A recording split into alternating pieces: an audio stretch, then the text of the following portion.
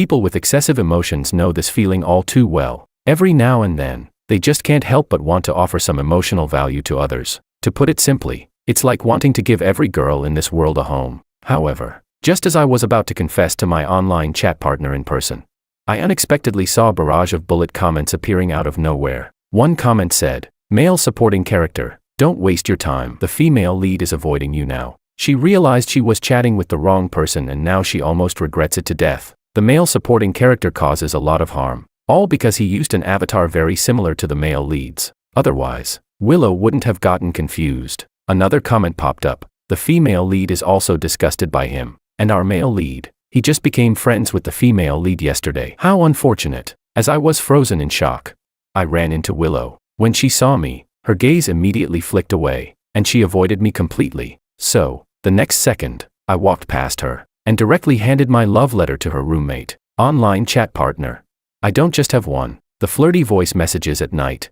I send them to multiple people at once. Chapter 1. When I saw those bullet comments, I was a little stunned. Holding flowers outside the sports field, I looked at the barrage of comments still scrolling and gradually started to piece things together. According to these comments, I was just a cannon fodder supporting character in a sweet novel, and my online chat partner, Willow, was the female lead. Looking down at the love letter in my hand, I finally realized, no wonder in recent days, her responses had been slower and colder. It turned out that she had mistaken me for the male lead, Makoto, from the beginning. That's why she added me on WeChat and chatted with me, and gradually developed feelings during those good morning and good night exchanges. Now that she knew the truth, she was avoiding me. She saw me as the obstacle to her relationship with Makoto. I heard the sound of laughter and chatter nearby. I looked up and saw Willow walking towards me. Her light blue short-sleeve top outlined her graceful body, the hem falling naturally at her waist, perfectly covering the top edge of her stretchy shorts. As she walked, the hem of her shirt fluttered, and her shorts appeared intermittently, tracing the outline of her firm,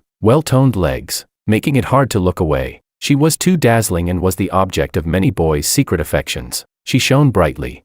And when she took a few steps, she looked up and saw me. Willow paused her steps. Then, she awkwardly shifted her gaze away and started talking to her best friend next to her. Seeing her reaction, I sighed. It seemed like those bullet comments were true. One comment said, "If I were the male supporting character, I'd definitely stay far away from the female lead and not make a fool of myself." Another one commented, "Yeah, the male and female leads are a perfect match, but the supporting character insists on butting in. Isn't that disgusting?" One more said, "The female lead doesn't even want to look at him." Willow didn't look at me. She was staring at her phone, seemingly replying to someone's message. A smile unconsciously appeared on her face. It must have been the male lead, Makoto, whom she just added as a friend. Just as she was about to walk past me, I reached out and stopped her. In her surprised gaze, I smiled and asked, "Are you Willow?" The bullet comments started to roll in like crazy. They were all cursing me. I ignored them and kept my focus on Willow, continuing, "Is Anna your roommate? Do you know where she is right now?" Willow froze for a moment. She furrowed her brows and said, "What do you need her for?" I shook the flowers and love letter in my hand and replied,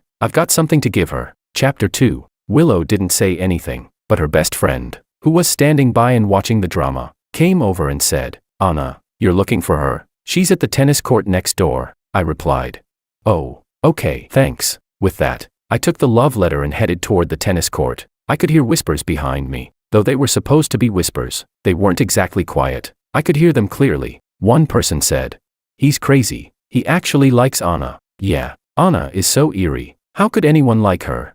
Another person added, "Anna is pretty, though. Even though she's a yandere, men care about looks. It's not surprising that someone likes her." Someone else said, "Hey, Willow, why aren't you saying anything?" Another voice chimed in, "Willow, what are you doing? Aren't you going to eat?" I heard hurried footsteps behind me. Before long, someone stepped in front of me. I froze and asked, "Classmate Willow, is there something else?" Willow frowned as she looked at me and then glanced at the love letter in my hand. She seemed to realize what she was doing and awkwardly ran a hand through her hair. She bit her lip and said, "It's nothing. I just suddenly remembered that Anna has a bit of a strange temper. You don't know her well, and if you go to find her now, she might get angry. How about I give this to her for you?" The bullet comments began to heat up. One comment said, "What's going on? Is the male supporting character playing hard to get?" Another comment read, "Scared me. I thought the female lead really had feelings for this plain supporting character. Now it's clear. She's just being kind." There was another comment.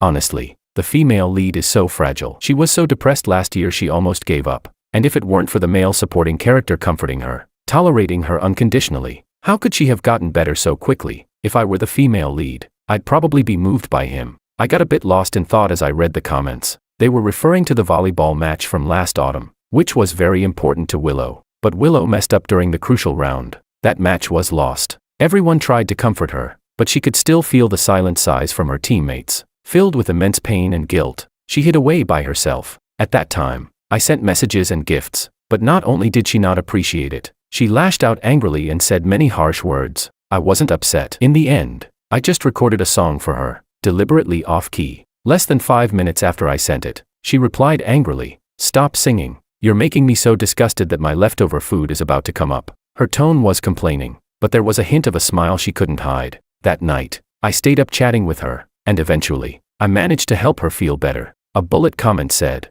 "The male supporting character stole the male lead spotlight. Willow could never fall for him. She's always only liked the male lead." Another comment said, "Exactly. She only added the male supporting character because she thought it was Makoto adding her. Otherwise, he would have never made it onto her list." That's probably true. I shook my head at Willow and said, "It's okay. I know Anna pretty well." Willow froze for a moment and asked, "How is that possible?" I shrugged nonchalantly and said, "Actually, I've known her for 3 years, but we've only ever talked online. We've never met in person." Then I felt a bit embarrassed and added, "With graduation coming up, I thought I'd go meet her in person and confess. Give myself a chance." A bullet comment said, "What's going on? Did the male supporting character also mistake the person?" Perfect. Now the male supporting character will go after that sinister female antagonist and stop bothering the female lead. Another comment said, "But the female lead's expression doesn't seem quite right." Willow stood in front of me, frowning, looking like she wanted to say something but couldn't, and it seemed a bit comical. I looked past her and saw Anna approaching, my face relaxing. I said, "I see her now. Willow, we'll talk later." Willow blurted out, "Aren't you mistaken?" I froze and asked, "Mistaken about what?" Willow bit her lip and said, "Didn't you say you've never met her? How can you be so sure the person in front of you is Anna?" I couldn't help but laugh. I said, "If it's not her, could it be you?" Willow immediately denied it without thinking. She shook her head and said, "It's not me." I looked at her steadily for a while. Willow barely dared to meet my eyes. I nodded and said, "So, Willow, you don't need to worry about it." With that, I quickly walked around her and ran toward the crowd leaving the tennis court. Willow instinctively raised her hand, but stopped herself. Chapter 3. Anna was tall and striking. Standing out in the crowd, she walked at the back, her long hair casually tied behind her. The hair on her forehead was wet, and she casually swept it behind her ear, revealing her delicate and beautiful face. However, her expression was cold, with a "don't come near me" vibe. Apart from tennis practice, no one was willing to walk with her. I skillfully maneuvered through the crowd, heading against the flow, and stopped right in front of Anna. At first, she didn't notice me and almost bumped into me. When she finally saw my face, she froze for a moment and asked, "What's up?" I handed her the love letter and flowers and said, "I need to talk to you. I'm confessing my feelings." Anna looked at the crumpled envelope in her palm, then looked up at me.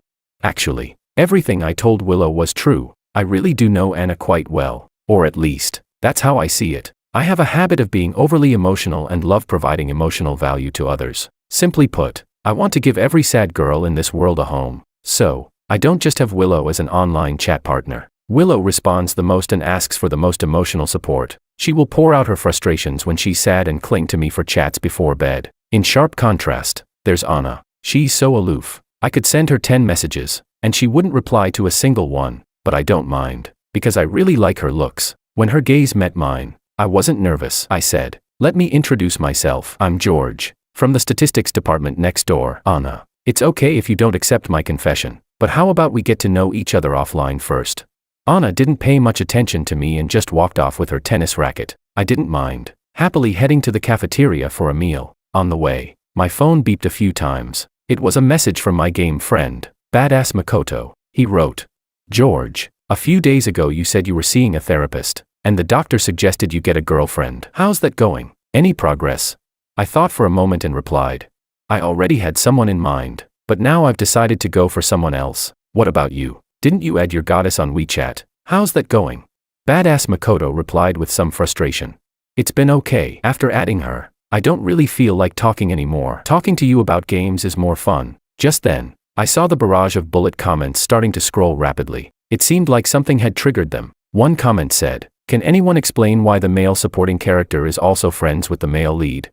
Another one said, "Male lead, what are you doing? The female lead is still waiting for you to reply to her. Why are you chatting with the supporting character?" The next comment replied, "Male supporting character, look behind you. That dark Yandere girl is following you. How can you even speak to her?"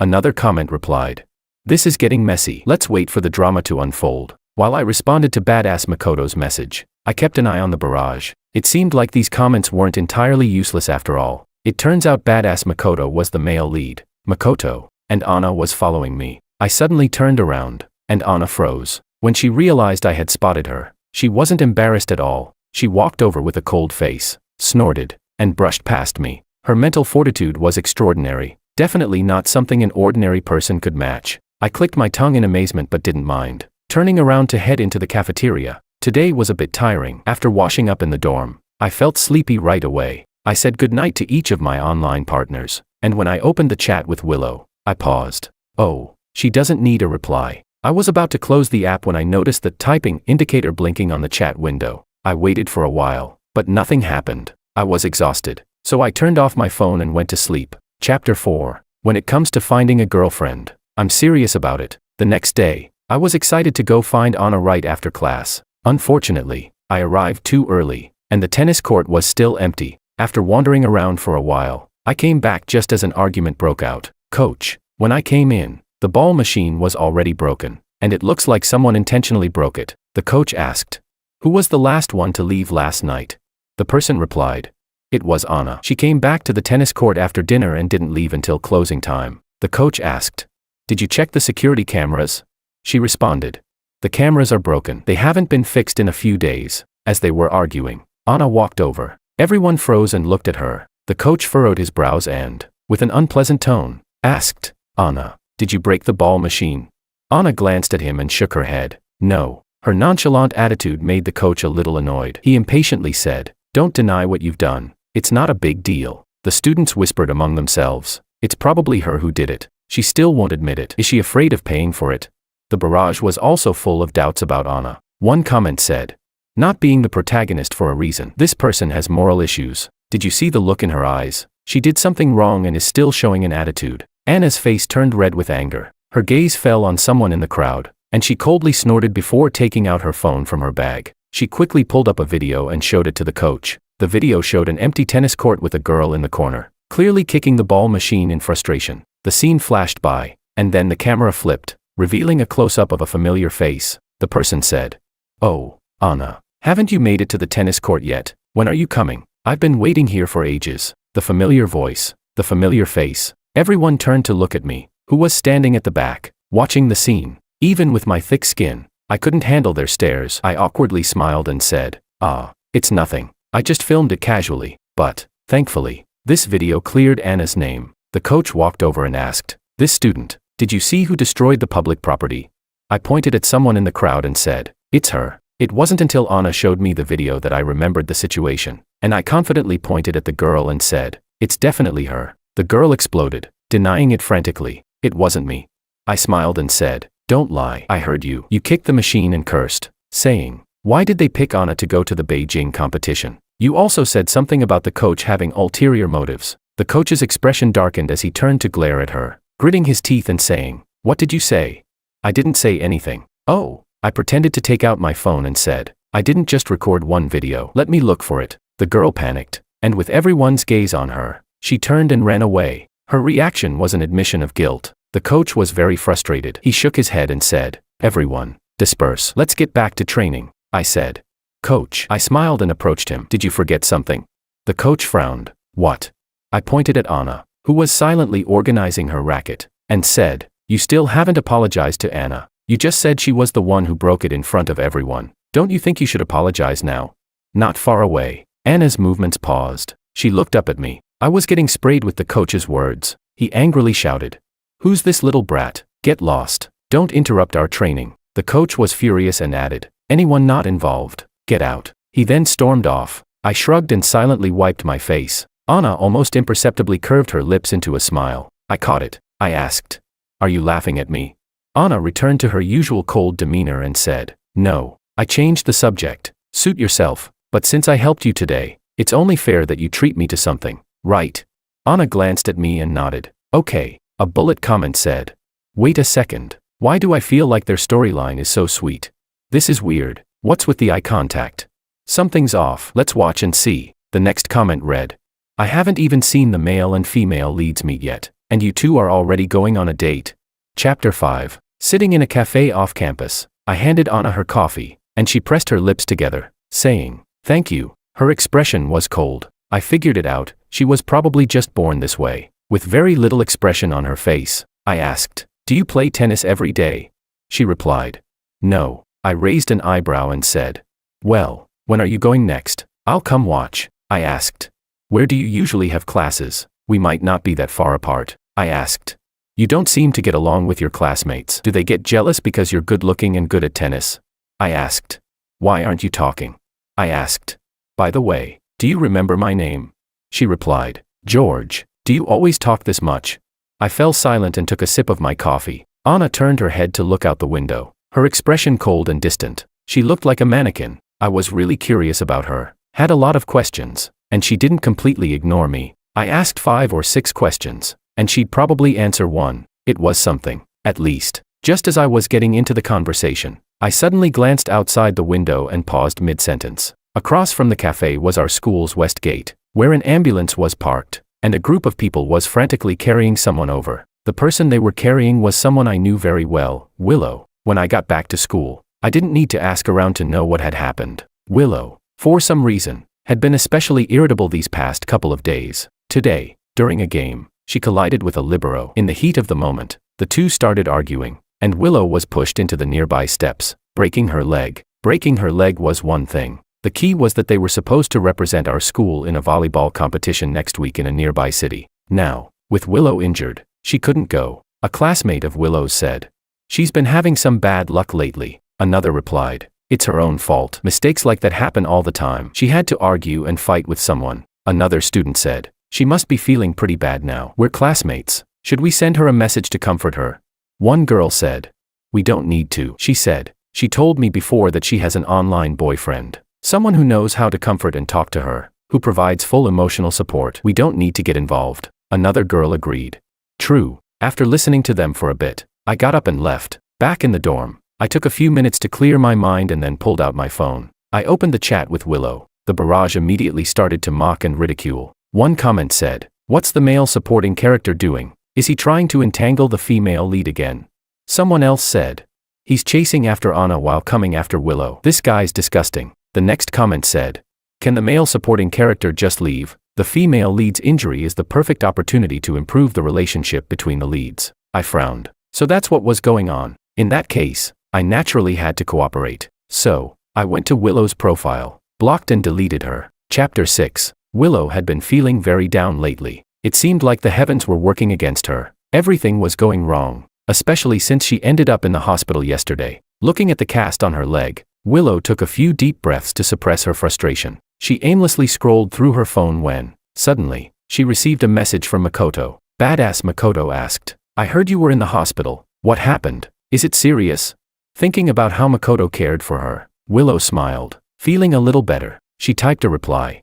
"I accidentally hurt my leg. I'll be staying in the hospital for a few days." Makoto indeed comforted her. Willow felt his kindness and found herself talking more. She wrote, "I was supposed to go to a competition next week. So pitiful. Why did this happen? I couldn't sleep last night. I didn't fall asleep until 5 a.m. And then I couldn't sleep anymore. It feels so unfair." She said a lot, in bits and pieces. She had hoped that Makoto would chat with her, to ease the frustration she was feeling, but she noticed, his replies were getting slower and slower, and the content of his messages became more and more dismissive. Finally, their conversation ended with Makoto's message, "Rest well, drink more hot water." Willow was even more upset now. She suddenly felt like Makoto wasn't as good as she had imagined. Out of nowhere, she thought of George. If it were him, they would have probably had a great conversation. George was always like that. He knew exactly how to cheer her up, but he also knew when to give her space. When chatting with him, she didn't have to worry about anything, and she always had fun,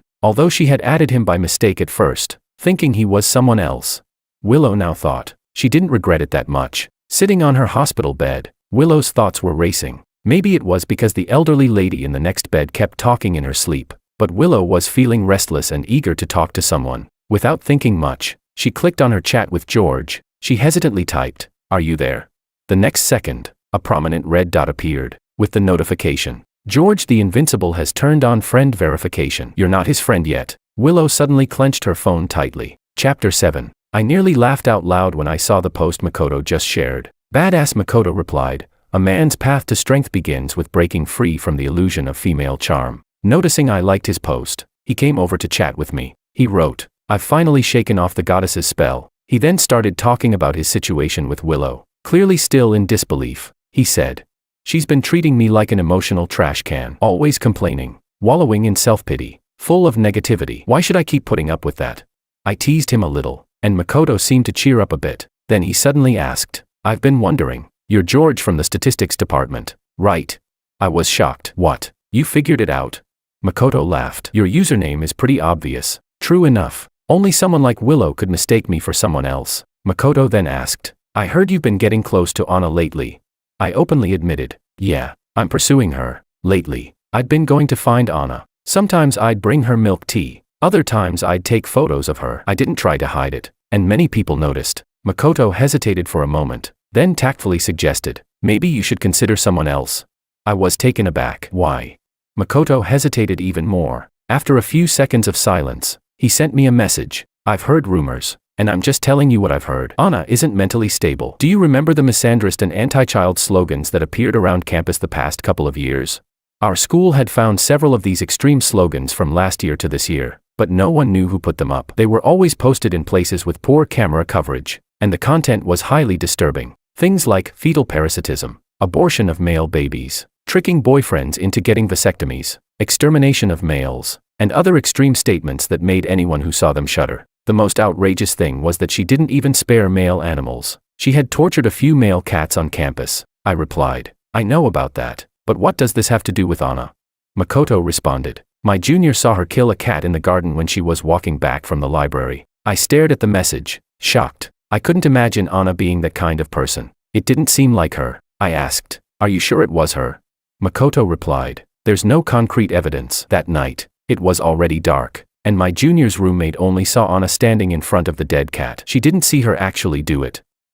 "But she's still a prime suspect. You'd better not get too close to her." Makoto was just trying to warn me, and I didn't argue with him. I casually responded and then exited the chat. Just then, I glanced at the barrage scrolling across the screen and froze. One comment said, "Although Anna is a yandere, she's not an extreme fighter." I remember this storyline. Who was that woman? I kind of forget. Another person said, "Maria. Was it Maria Liu, or Maria Lee?"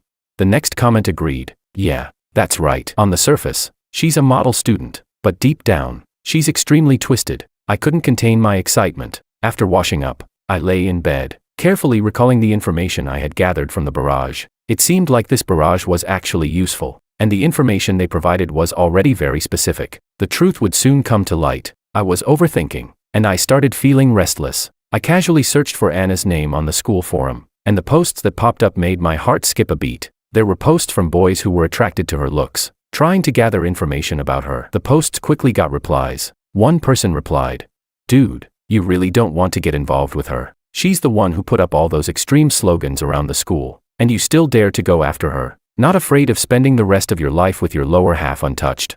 He replied, "Hasn't someone like her been expelled yet?" The reply came, "No proof, but everyone knows it was her." There were countless similar posts. My frown deepened, and I started to feel suffocated. I abruptly closed my phone, but Anna's face flashed in my mind. Suddenly, I thought I understood why she seemed southwest out of place, why her expression was always so cold, because she had received so much malice. Originally, I was pursuing Anna just for her looks, because my condition requires it, but now, I felt a bit of sympathy for her. Maybe, if I could find the real culprit, Anna wouldn't be misunderstood by so many people anymore. Chapter 8. I started paying attention to the girl from the School of Life Sciences, Maria, the one who had been mentioned. After some investigation, I narrowed it down to one person, a second-year student from the School of Life Sciences, Maria Lee. She was slightly chubby, with a round face and sharp chin, always wearing thin-framed glasses, looking very ordinary. She was a top student with excellent grades, had no hobbies, and spent most of her time in the library. She was the kind of student the teachers loved, the type who stayed out of trouble. I secretly observed Maria for a few days and followed her around. Her routine was too normal, too regular. Classroom, cafeteria, library, dormitory, just 4 places, in a straight line. But yesterday, when she passed by the flower bed outside the library, she suddenly stopped and looked inside, which seemed a little unusual. Today, I was planning to follow her again, but just as I was heading to the library, I was unexpectedly stopped by someone, Willow, who had just gotten out of the hospital and still had a cast on her leg. I quickly composed myself and asked, "What's up?" Willow looked unhappy, her brow furrowed. She said, "Why are you always following that person?" I stared at her in shock. Willow pointed toward the library across from us and said, "My dorm is over there. I can see everything from my balcony." I raised an eyebrow. "I see." I was a bit confused by Willow's question and asked, "What's it to you?" Willow hesitated for a moment, her face growing even darker. I couldn't be bothered to argue with her and tried to walk past her toward the library, but she grabbed my sleeve. She looked at me and said in a dissatisfied tone, "George, did you delete me as a friend?" I met her gaze and nodded. "Yes." I feigned realization. "Oh, so you knew it was me, huh?" I continued. "But didn't you add the wrong person in the first place? We added each other because of a misunderstanding. Now we're removing each other. It's just putting things back in order." Willow furrowed her brows. "What do you mean by that?" I sighed and said, "Honestly, I added you by mistake too. I thought you were Anna. When I realized my mistake, I wanted to delete you, but you kept messaging me every day. I didn't want it to be awkward, so I kept you on my list. But Willow, you know what? Talking to you is actually kind of annoying." Willow's lips trembled with anger. The barrage started commenting. One comment read, "That's some brutal honesty." Another one said, "Does the male supporting character really have to be so harsh? The female lead doesn't even like him." Another comment read, "I actually think the male supporting character didn't do anything wrong. The female lead ignored him first, and if both parties made a mistake, deleting each other is the most decent way to handle it." Oh, after reading so many comments, it's rare to see one that makes sense. I felt a little moved. Willow was still tightly gripping my sleeve. I got impatient and roughly shook her off, but I forgot that Willow only had one working leg right now, and she was still using crutches. She lost her balance and nearly fell backward. I jumped in surprise. Just as I was about to grab her, I saw a hand reach out and steady her. It was Anna. Anna didn't act like she was doing something nice. She released Willow and turned to me, asking, "Got a minute?" I stared in surprise, then nodded. She said, "Wanna grab a meal?" I immediately brightened and said, "Sure. Do you like spicy food or non-spicy? I know a place that's really good." Willow stood by silently, feeling invisible. She felt even more embarrassed in front of Anna. She didn't say a word and just turned to leave. After walking a few steps, she stopped, turned back to look at Anna, and then at me. With an unclear look on her face, she snorted and said, "Anna, so you like this kind of scumbag who plays multiple sides? See, making up rumors and spreading slander." Neither Anna nor I reacted. We just watched her. She must have realized she'd gone too far. Her face turned red as she hobbled away. After Willow left, I finally realized they were roommates. If Willow had noticed me hanging around near the library these past few days, Anna must have noticed too. She probably didn't misunderstand anything, right?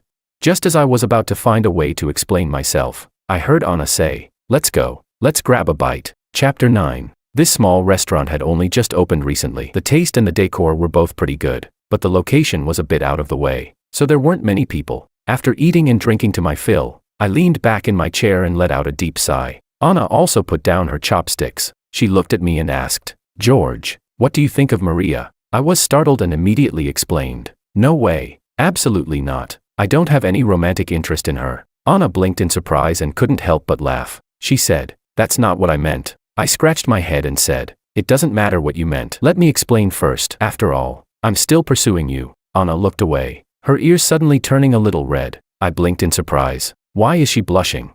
I didn't say anything at all, maybe to ease the awkwardness. Anna changed the topic. She said, "About Maria. You shouldn't get too close to her. She might not be completely normal." I widened my eyes and blurted out, "You know about her torturing cats?" Anna furrowed her brows. "How do you know about that?" She met my gaze, fell silent for a moment, then said, "I've been investigating her for a while, and I finally confirmed it was her." Watching her expression, I hesitated before asking, "Anna, can you answer me one question?" She responded, "What?" I said, "Someone said they saw you doing something bad to a cat in the garden. What exactly happened?" Anna remained silent for quite a while. Just as I began to question if I had been too forward, I heard her say, "That night, I was coming back from off campus, and when I passed by the garden, I heard a cat's miserable cry. It was short, and then it stopped. I even wondered if I had heard wrong. I followed the sound and found a little cow-patterned kitten, only about 2 or 3 months old." She bit her lip and continued. "I squatted down to try to save it, but then a girl showed up and screamed before running away." "You know the rest of the story?" I sighed and asked. "Didn't you try to explain?" She replied, "It's useless." Anna's voice was calm as she said, "Just like how they couldn't find evidence that I did it, I also have no proof that I didn't. In situations like this, most people end up believing the rumors as the truth." She paused before continuing. "What about you? How do you know it wasn't me? You even investigated Maria." I looked at her and said, "Because I believe you. You're not that kind of person. As for Maria, it's just a suspicion, a misunderstanding, an accidental mistake," I explained vaguely. Anna obviously wasn't easily fooled. She furrowed her brows and asked, "Why do you believe me?" I smiled and said, "Don't you know that I added you on WeChat?"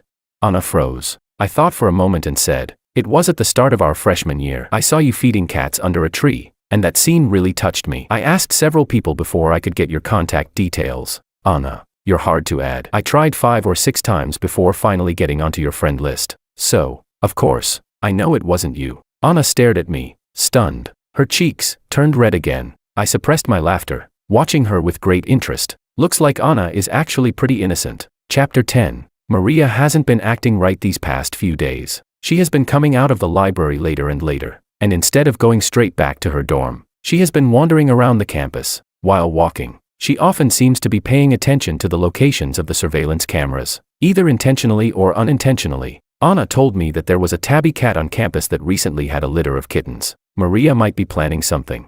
At 11 p.m. on Monday, Maria left the dorm. She followed a route she had tested countless times before, and when she passed by the library's flower bed, she used a cat teaser to effortlessly catch a small male kitten. She stuffed the kitten into her backpack, avoided the cameras, and made her way to a hidden, abandoned equipment room beside the sports field. Maria was a little excited. It had been over a month since she last allowed herself to relax. The school had been cracking down harder, so she had to be more cautious. Maria's hands trembled slightly as her fingertips gently brushed over the kitten's soft fur. She whispered, "Be good. Don't be scared," she murmured quietly, but her lips twisted into a malicious grin. The kitten in her backpack let out a faint whimper, its paws helplessly scratching at the fabric, unable to escape. Maria's heartbeat quickened, and her breathing became shallow. Having grown to hate her parents for their favoritism towards boys, she relished the feeling of revenge. She said, "It'll stop hurting soon." She softly comforted the kitten, reaching into her pocket for a thin string, which she skillfully wrapped around her fingers.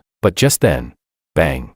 The door to the equipment room was kicked open. Before Maria could react, a shadow rushed in and kicked her to the ground. "Ah!" She screamed in pain as the back of her head hit the ground hard, her vision going dark. Her backpack was torn open, and the kitten was quickly snatched away. Maria struggled to lift her head and saw the person who had entered. I stared coldly at Maria, one hand firmly holding her down while the other pulled out my phone, its screen showing the recording interface. Anna stood beside me, holding the kitten. Maria's face turned pale instantly. She bit her lip and stammered, You two have been following me." Her voice trembled, and then she screamed hysterically, "Let go of me. Help, someone." In the next second, a slap rang out as Anna struck her across the face. Maria's scream stopped abruptly, and blood rushed from her nose. Anna said, "Shut up." Her voice was icy. "Everything you've done, I'm going to make sure everyone knows who did it." Maria trembled all over, and fear finally appeared in her eyes. She said, "No, you can't." Her voice shook.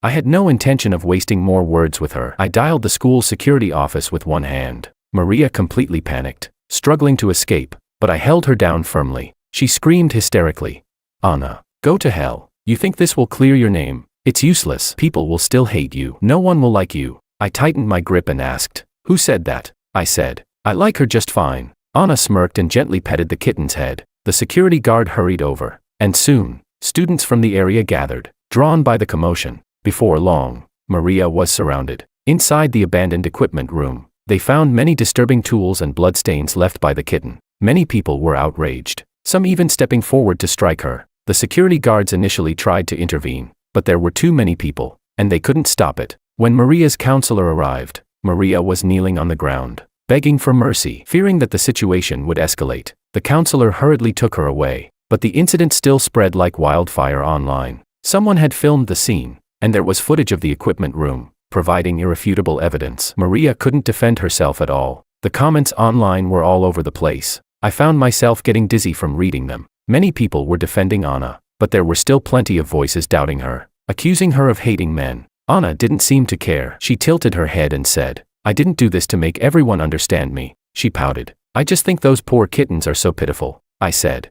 "Stop talking," I said seriously. "If you keep being this cute, I might actually fall for you." Anna was drinking water when she heard me. She choked, her face turning completely red. She looked at me helplessly and asked, "George, are you always like this?" I asked.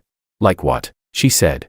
"Flirting, talking nonsense." I replied seriously. "I only speak the truth, and it's not like I do this all the time. You're the only one I've ever said this to." Anna looked at me for a few seconds before shifting her gaze. I looked up at the sky. The atmosphere became awkward, yet there was a subtle tension. Above us, the bullet comments flashed. One comment said, "These two are so obvious. They don't even know the difference between heaven and earth anymore. Just get together already." Watching the romance between the male and female leads next door is giving me heart problems. The male lead is fine, but the female lead, don't even get me started. The next comment replied, "Why not change the female lead? I think Anna would be great. Give it up." The female supporting character clearly isn't interested in the male lead. "Didn't you see the way Anna looks at the male supporting character? She practically looks like she's drooling." I was taken aback and turned to look. Anna was staring at me with intense eyes. I awkwardly scratched my head and asked, "What are you looking at?" She blinked and said, "I'm just thinking." I asked curiously, "What are you thinking about?" She lightly tapped her cheek with her finger and said,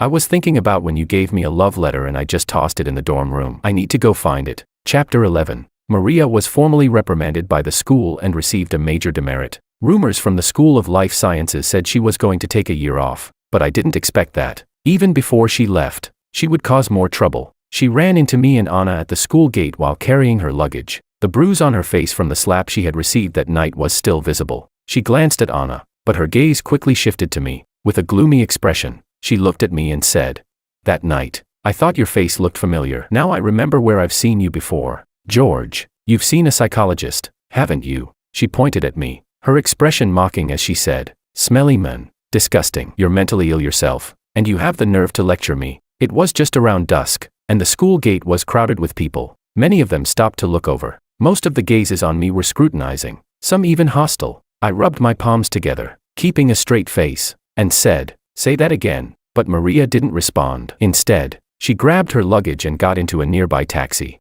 However, her words still affected me. Someone said, "This guy has a mental illness. Can't tell at all. What kind of illness does he have?" Others commented, "I don't know, but it's better to stay away from him." I snapped back to reality and felt Anna gently tap my arm. She asked, "Are you okay?" I shook my head and forced a smile. I said, "Anna." She said, "I have a mental illness. Aren't you afraid of me?" At this point, I was still in the mood to tease her. She smiled and said, "They say I hate men and want to have guys sterilized, but you still gave me a love letter." I clapped my hands and said, "Don't even mention it. We really are a match made in heaven." Although I said that, I still felt uncomfortable inside. After dinner, I made an excuse about being tired and went back to my dorm. I didn't even want to look at my phone. At that moment, the school forum was probably filled with exaggerated rumors about what had happened earlier at the school gate. I buried my head in my pillow and, before long, I fell asleep. When I woke up, it was already dark. I hadn't expected to sleep for so long. I sat up, feeling a bit dazed. My roommates had returned by then. When they saw me, they laughed. "George, what have you been doing? Come down. We bought some watermelon." Another roommate said, "I sent you messages, but you didn't reply. Look, I brought you your favorite grilled chicken wings." Their attitude was warm, just like usual. I sighed in relief and got out of bed. Finally, I had the courage to open my phone and check the posts on the school forum. Sure enough, people were talking about what had happened at the school gate in the afternoon, but the comments were not what I had expected. One comment read, "Wong is such a great guy. Last semester, I was failing my classes and almost fell into depression. He stayed with me every day, chatting and helping me through it. At George the Invincible." Another one said, "I'm a senior. During the most stressful time of my grad school preparations, Wong sent me goodnight voice messages for 2 whole months." Another comment read, "Exactly. Someone's calling George mentally ill. Do people seriously believe what Maria says?" Suddenly, familiar IDs popped up in the comment section, each one belonging to a girl I had once comforted. Someone also commented,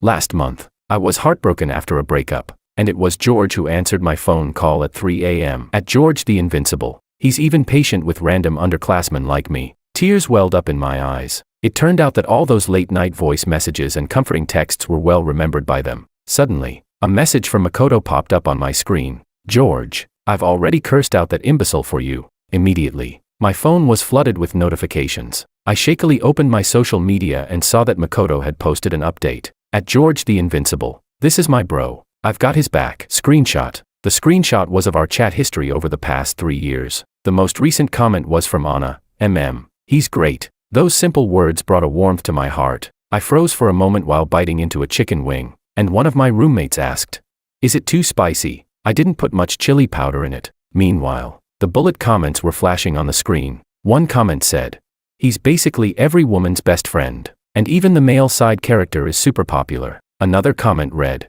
"Female lead. Step aside. The male and female side characters are going to be together forever. Male lead. Sorry, I used to badmouth you." The next comment replied, "His name is George." Reading these comments, my mood lifted considerably. Suddenly, my roommate remembered something and ran over to me. "Oh, I just saw Anna downstairs. Looks like she's waiting for someone. Could she be waiting for you?" I froze for a second, quickly pulling out my phone to check. Anna had called me several times. I ran to the balcony and looked down. Sure enough, she was still there. Her slender figure stood under the streetlight, the soft orange glow spilling over her hair and shoulders, almost like she was bathed in a gentle halo. I felt my heart race a little faster. Without a second thought, I turned and dashed downstairs. Chapter 12. Anna. As soon as I ran out of the dorm gate, I couldn't help but call out to her. Anna turned her head and smiled softly, her eyes curving. "Why are you running so fast?" I was panting, barely able to catch my breath. "I was in a hurry to see you." Anna paused for a moment, then took out a tissue to wipe the sweat from my forehead. She naturally withdrew her hand afterward. She tilted her head slightly and asked, "Do you want to walk with me?" I replied, "Sure." There were many people out for a stroll around campus that evening, but most of them were couples. In this atmosphere, walking with Anna felt a little ambiguous. She broke the silence first, speaking in a gentle tone. What exactly was going on with what Maria said? "George, I trust you, but I'm also worried about you. If you don't mind, can you tell me about it?" Her tone and expression told me she was sincere. I slowly exhaled, looking down at the ground as I walked. I said, "Actually, I did go see a psychologist, but it wasn't a mental illness, just some psychological issues." I stepped on my own shadow as I walked forward slowly. I sighed and said, "My parents have always had a bad relationship. Since I can remember, the house was filled with the sound of arguments. They always complained about each other, painting the other as the villain." Anna slowed her steps, walking quietly beside me. I continued, "I was really worried they would divorce, so I tried hard to please them. I forced a weak smile and said, when they fought, I'd tell jokes. When my mom cried, I'd wipe her tears. And when my dad slammed the door and left, I'd chase after him." The streetlight stretched my shadow long. I stared at the blurred silhouette and went on. Later, I realized that if I acted happy enough, if I showed enough care, they would make up temporarily. Slowly, it became a habit. I smiled bitterly. The doctor said it was a people-pleasing personality. I chuckled. It's kind of funny, right? On the surface, I seem emotionally rich, but deep down, I'm constantly anxious. We reached the artificial lake on campus, and Anna stopped, turning to face me. "It's not funny," she said, her voice soft but serious. "You're really brave." The moonlight reflected on the surface of the lake, shimmering in her clear eyes. I had never seen her look so gentle. "The doctor said." I scratched my head. "He suggested I get a girlfriend and build a stable, intimate relationship, which might help with my condition." Anna's eyes lit up. She blinked and said, "So that's why you suddenly gave me the love letter?" I answered honestly. "Not entirely," I said. "I do like you. Ever since I first saw you in freshman year, I've had a crush on you." She suddenly took a step closer, shortening the distance between us. "So," her voice dropped low as she asked, "what do you think of me?" I asked. "What do you mean?" She hesitated for a moment, then continued, "As your treatment subject." I couldn't help but laugh. "Anna, are you offering yourself up?" She nodded, her ears turning slightly red. "What do you think? Consider it." The willow branches by the lake gently swayed in the night breeze, making a soft rustling sound. I looked into her serious eyes, smiling and nodding. "No need to think about it. Don't you remember? I've always been pursuing you." I just couldn't tell her that the reason I hadn't chosen her first was because she seemed too distant at first, but I kept that to myself. Anna's eyes brightened, as if filled with starlight. I took her hand, our fingers interlocking, and said clearly, "I'll treat you well." Feeling the warmth of her hand, I suddenly thought, maybe the doctor was right. A sincere relationship could really heal a lot of pain. The bullet comments were flying across the screen above us. They're holding hands. They're holding hands. I hereby declare this couple locked down. I swallowed the key. Who's the female lead? I don't know her. This is the real ship. I looked up at the lively comments and couldn't help but laugh. Anna looked up at the screen, confused, but didn't see anything. She asked, "What's going on?" I smiled and squeezed her hand, replying, "Nothing. I just feel really lucky to have met you." Chapter 13. On graduation day, the sun was perfect. I wore my cap and gown, and with Makoto, we took our first photo together after 3 years of knowing each other in front of the teaching building. He leaned in and said, "George," he said, "I've blocked Willow." "Why?" I asked, shocked. "Aren't you?" he replied. "I just don't think we're a good match. She's really dramatic, and talking to her is exhausting." Makoto grimaced. "Plus, I'm heading to Beijing, and Willow wants to stay local. Our views are completely different. There's no way I'd stay here for a woman. I need to focus on my career." Beijing. I realized something and asked, "Wait, does that mean?" He nodded and pulled out his phone, showing me his offer letter. "Look, I got a position as an editor at a publishing house." I was genuinely happy for him. The bullet comments were floating above our heads. "Makoto is such a real man." The female lead is crying in the bathroom. Makoto suddenly remembered something and leaned in to ask, "By the way, have you heard about Maria?" I shook my head. He continued, "She's completely insane. She actually tried to harm a baby in the neighborhood, but the parents noticed in time and called the police. Otherwise, it could have been a disaster. Now she's been arrested, and she's probably going to be sentenced." I was both surprised and a little sad for her, but I didn't pity her. She had done too much wrong. It was only a matter of time before karma caught up with her. While I was talking with Makoto,